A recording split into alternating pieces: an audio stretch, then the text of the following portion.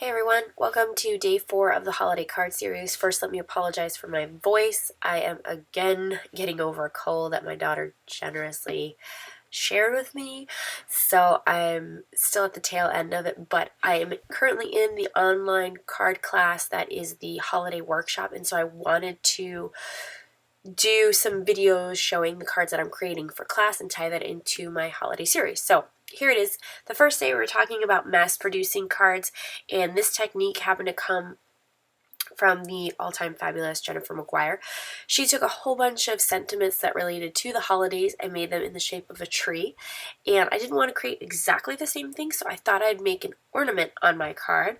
And so what you're seeing here is I'm taking a piece of acetate that I had laying around and I'm cutting a circle out of the center of it, so that way I have a guideline as to where to line up all of my sentiments and spacing and size-wise on the front of my card. So this part of the video is only slightly sped up, even though it looks pretty normal speed, and the rest of the video is really quickly because I didn't want to bore you guys with everything. It's pretty much the same step over and over again.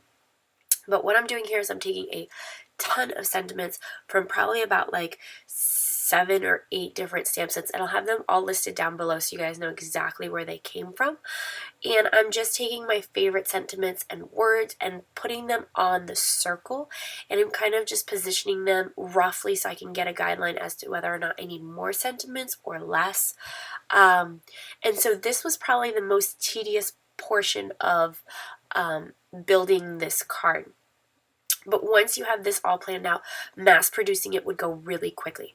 So once I have the sentiments laid out everywhere that I want it, just about exactly where, I'm just taking some basic VersaFine black ink and I'm using that to stamp it on just some scratch paper. And it didn't come out very well the first time. You'll see me stamp it again, and it still didn't come out perfect, but anyways. And this is just going to count or be used as a guideline so I know exactly where the sentiments need to go when I'm lining it up on my stamp press.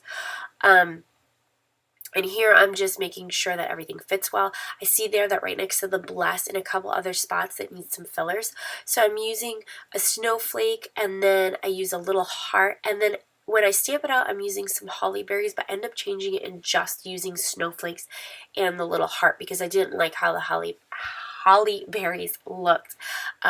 Once I stamp this out. And this is really good to stamp it out and see visually if you like it or not. Next, what I'm doing is just taking some markers and kind of planning out where the colors that I'm using are going to go. That way, again, everything's done for me and the guessing work is done. The colors that I'm using are Simon Says Stamp Sea Glass, and then I started with Surf Blue but didn't like it and went to Audrey Blue, and then I'm using the Simon Says Stamp Lavender, and then the Hero Art Shadow Ink in Grape. So I'm taking that template again and just drawing the circle in pencil on my card front because I want to make sure that I have it lined up exactly a little bit towards the bottom of my card because I do want to create the chain, like the hanging ornament. So that's why I have it at the bottom. So what you do is you go ahead and you put all your sentiments on your circle like I did there, and then you take out all the ones that don't use that color, and then you go ahead and stamp with the color that you like. This one happened to be the sea glass. And then you'll see here, I'm moving to the Audrey Blue. At first, I'm using the Surf Blue, and then I decided that it was just too light and it wasn't working for me. So I go to Audrey Blue, and of course, I forgot to stamp that sentiment at the bottom in the sea glass, so that's why you see me doing it here real quick. And that's something that I wanted to give you guys a tip on is you'll see here that I stamp with it, and then I go ahead and put it on scratch paper a few times just to make sure I get all that black ink out. And actually, when you look at the picture at the end, I didn't get it all out, which was kind of bummer, but I didn't want this card to go to waste because it was still really cute.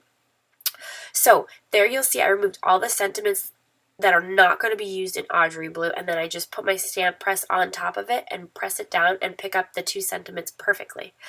So this is where the speed really comes through. And I only did 1 card here, but you could do this in stages with a whole bunch of cards where you do all the sentiments in 1 color on each card front, then move to the next one, and then the next one, and the next one. So you'll see how this is really quickly and easy to mass produce. So I don't bore you with everything, but next I go in with the lavender, and then I go in lastly with my grape juice. And I really like this winter combination. It's a little bit untraditional. It's not your red, green, gold, and silver. And I really like this. It's kind of cool and a little bit more modern. So once I have all the sentiments stamped out, I'm using my go-to Lawn Fawn Stitch rectangle dies. You guys know I've been using this like it's going out of style. So I use that to cut out the panel because I wanted that stitch edge around it. And because I wanted to focus on the ornament, I didn't want to put too much other detail. So I'm using this stamp set, which I also use the sentiment from. It's the Clearly Besotted Ornamental Style stamp set.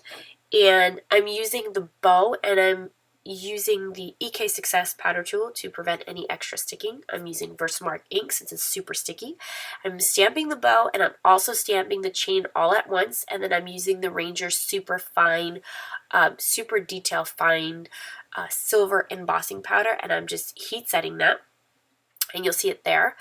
And then I decided that it needed a little bit something extra. So I'm using the Simon Says stamp, Lots of Dots stamp set. I love this stamp set because you can use it so many different ways.